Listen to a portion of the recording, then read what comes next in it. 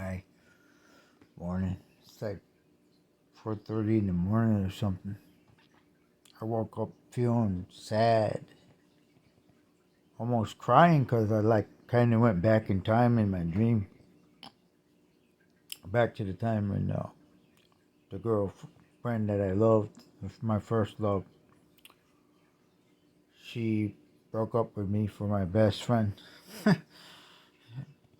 He was stealing girls from me before her, and I told her he's gonna try to steal you from me.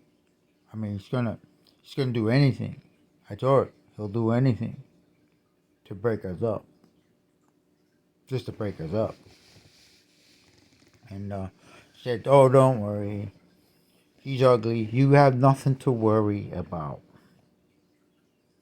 Dave, stop. Stop it. Stop telling me about him. I know about him.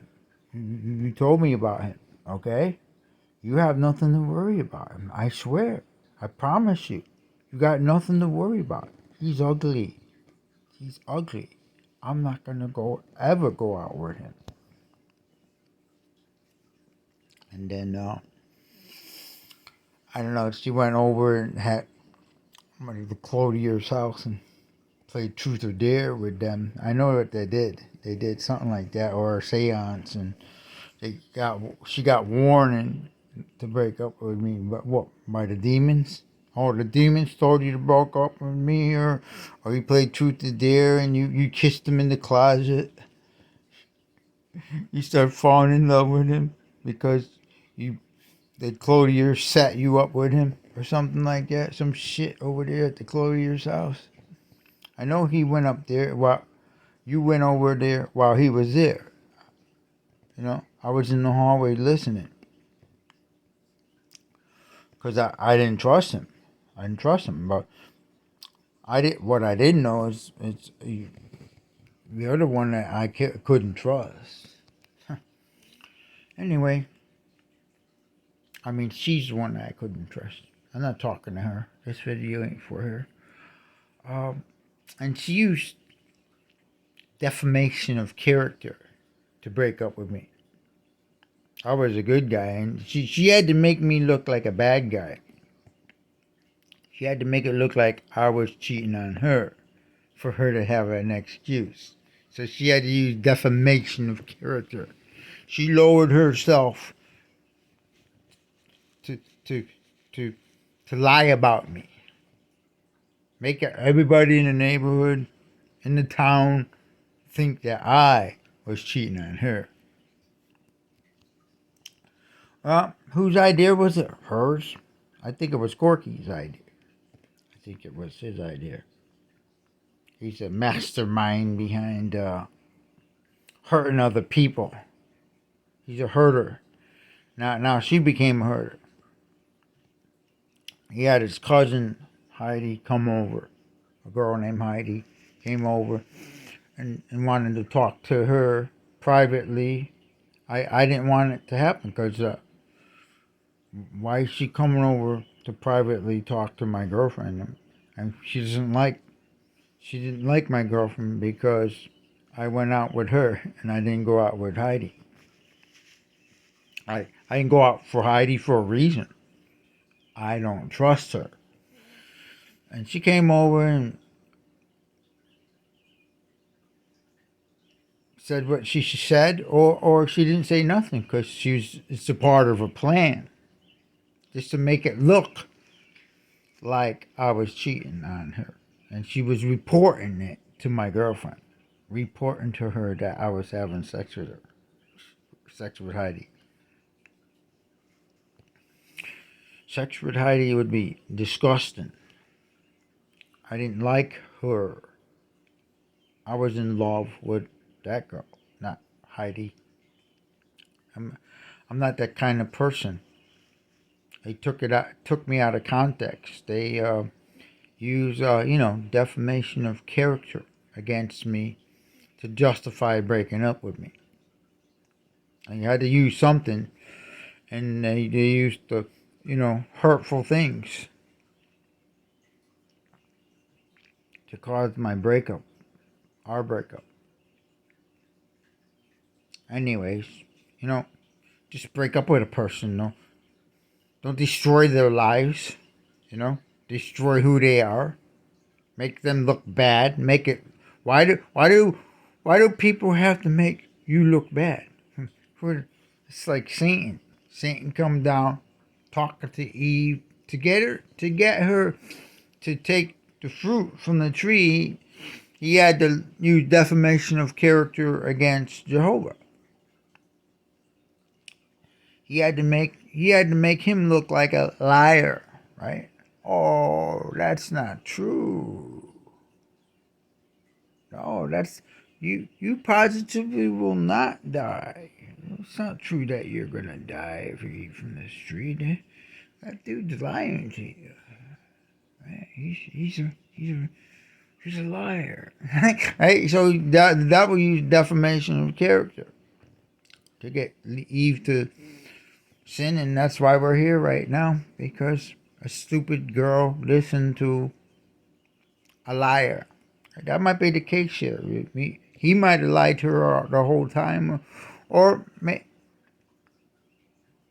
maybe she got tired of me, wanted to get rid of me, and maybe she changed her mind about him and started getting attracted to him at the clothier's house, and maybe he didn't look so ugly anymore, right? I warned her not to go anywhere near him. He's gonna take you from me, and she didn't believe me. And then she breaks up with me and claims she's going out with Teddy Carlson. A lie. She lied to me. And then she has some guy escort her to Corky. You know, like if she was dating him and holding hands with him. She was holding hands with him. So tried to make it look like a lie. You know, he almost got the fucking guy killed. You know, not because he's holding hands with him, because she took him through my yard, cutting through my yard. I almost killed him. I almost killed the dude for cutting through my yard with my ex-girlfriend. You know, trying to hurt me on purpose. She was trying to hurt me on purpose. Or she was trying to get me to believe she was dating him and not Corky. But she almost got the dude killed.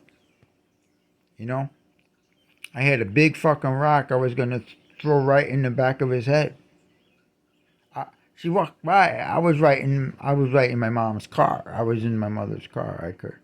With the big rock. And I had a piece of metal in my pocket. I was going to throw it right in his head. Lucky I came to my senses, right? Right. I would have been in jail for 20 years. Anyway, what do you think of that? People going out with leaving you for your best friend, and they have to use defamation of character to do it. They just don't do it. Just do it. Do what the fuck you want. Right? I gotta wake up with nightmares for 40 years. You know? People can't tell the truth. How they feel to one another. They hide their feelings from other people because what she was feeling was shameful. See, that's 42 years ago, and I got to receive an apology. She still claimed that. Oh, Corky, I never went out with him.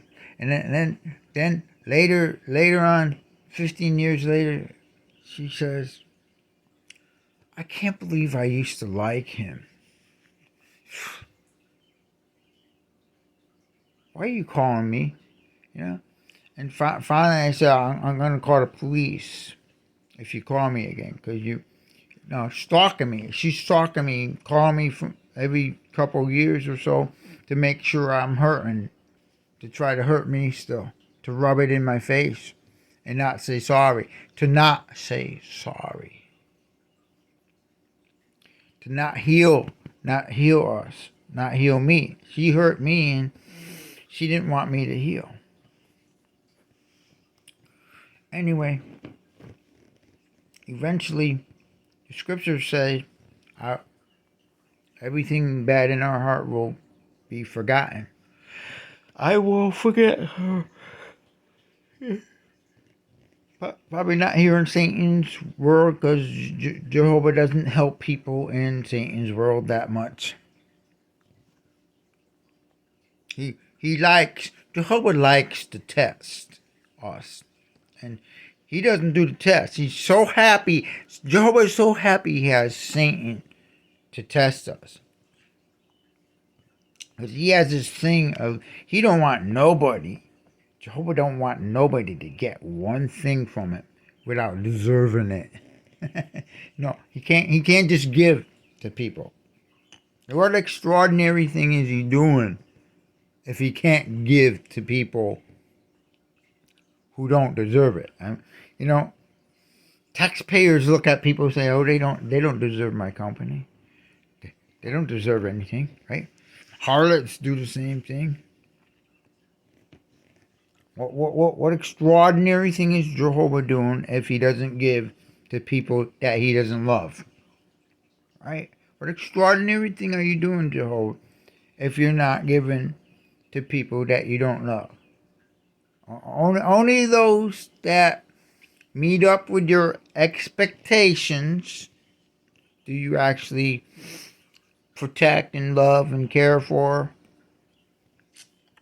And even among those people doing exactly what you want them to do, you have your favorites, like Solomon, Moses, Daniel.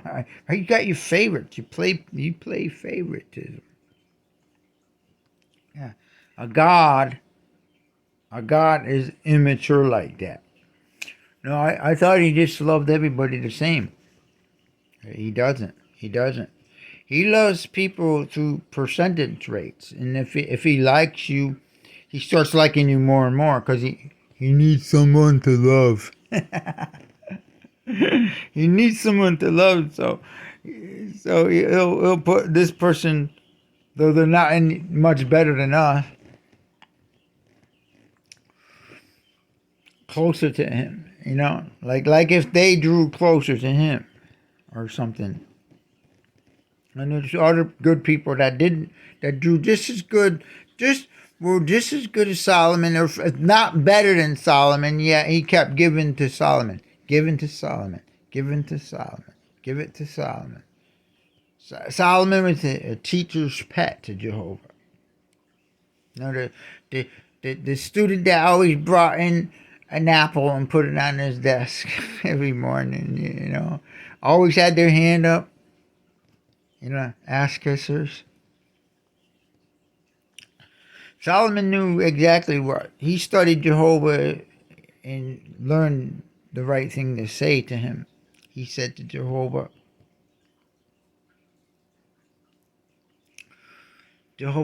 give me a heart of wisdom so I can judge these stiff-necked people.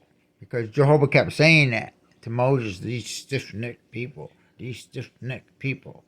I hate these people. I want to destroy all the Israelites in the wilderness. The people Jehovah brought from slavery, and with a deliverer, Moses, the deliverer, supposed to deliver them to the land flowing with milk and honey, and he delivered them to a land flowing with scorpions and snakes. Snakes and scorpions. And no water. He made those people beg him for water. Right? He was like using blackmail. Oh, there's no water here. They'll come to their senses and come to me. They'll come to me because there's no water and there's no food here. They'll appreciate me and love me. They better love me, or else I'm not going to give them food and water. I'm not gonna love them if they don't love me back. They didn't. Those people stopped loving him almost immediately because he brought them out to a land flowing with snakes and scorpions with no water.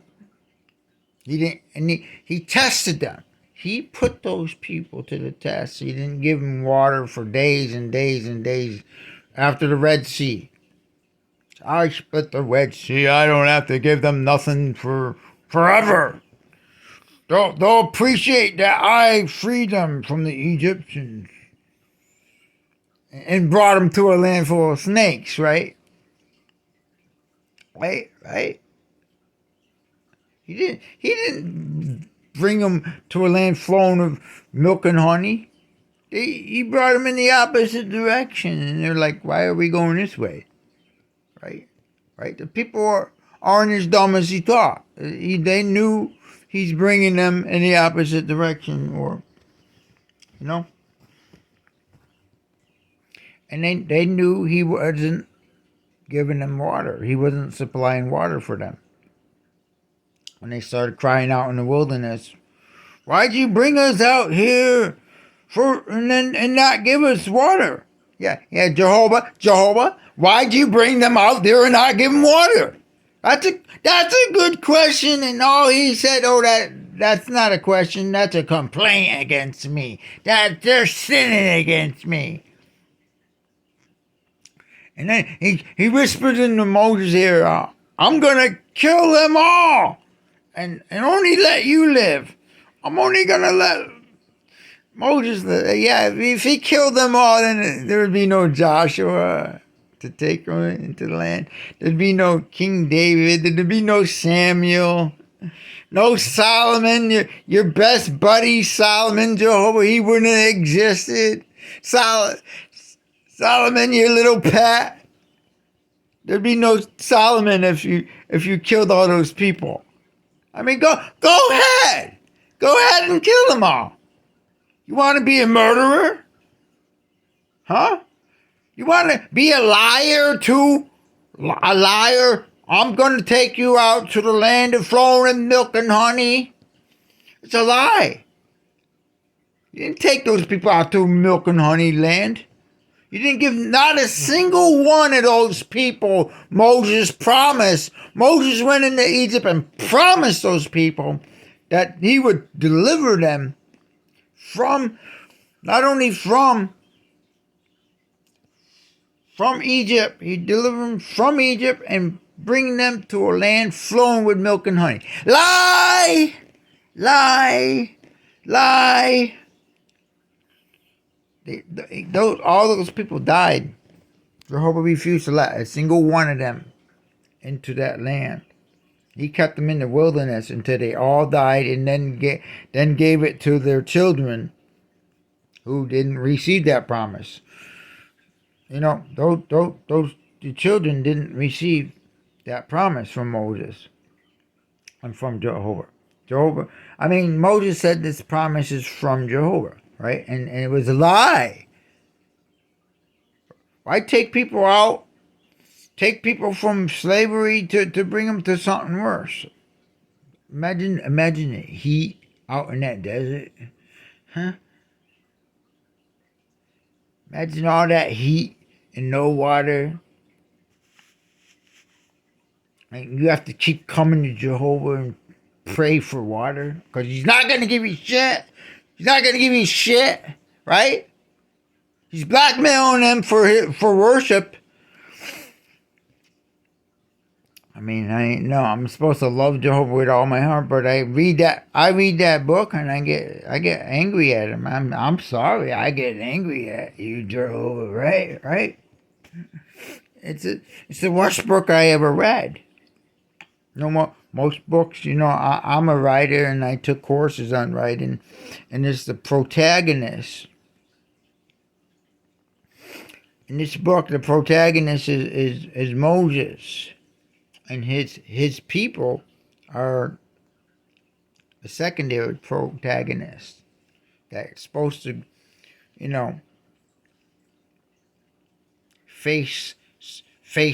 have a face off with who?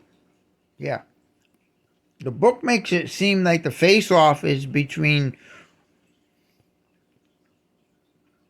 God God and Egypt, and secondary face-off the people leave Egypt is there with 10 plagues. Boom, boom, boom. 10 plagues, or that's 15. It took 10 uh, conflict. No, the conflict is between Moses and Pharaoh, but there was 10 battles, and the final battle was at the Red Sea, and that's supposed to be like the end of it, but it kept on. The people Jehovah separated the Red Sea for. He didn't love those people, and he kept putting them to the test.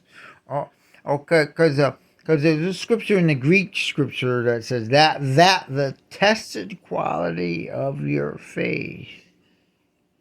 See, the tested, the poke, the harassed, the persecuted quality of your faith, the tested, thoroughly tested quality of your faith may cause Jehovah to believe you actually deserve something. Right.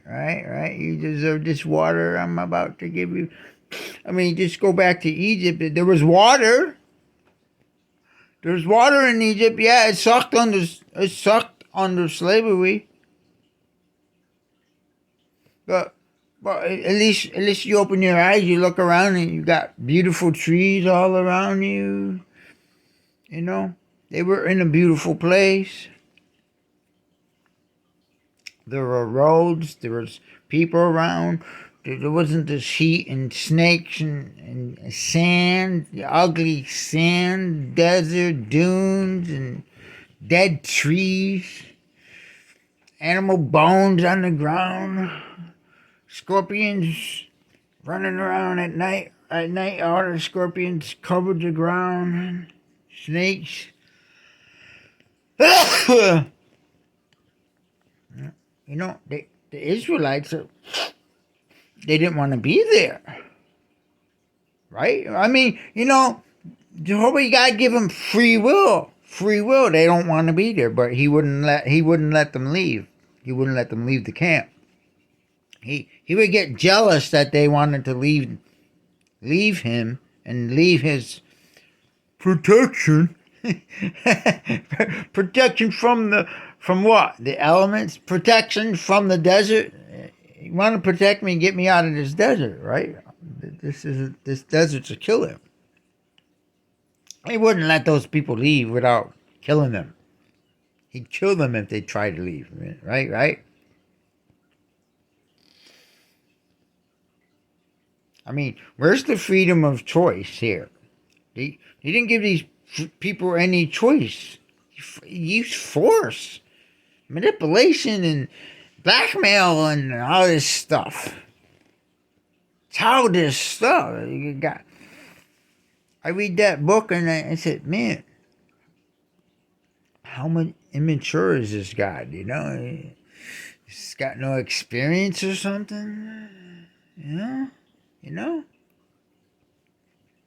Why are you abusing these people, bringing them out here and for this abuse, torturing them, torturing their eyes, and looking around, and all they see is this horrible, ugly place.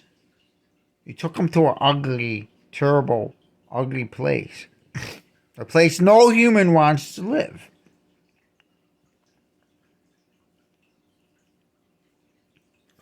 No ordinary people, that is, would live there.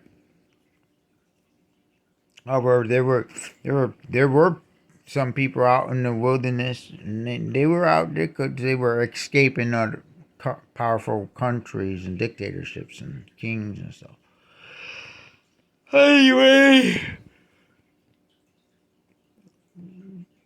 no, my heart hurts from being betrayed long time ago, and my dreams take me back, and I wake up with tears and stuff.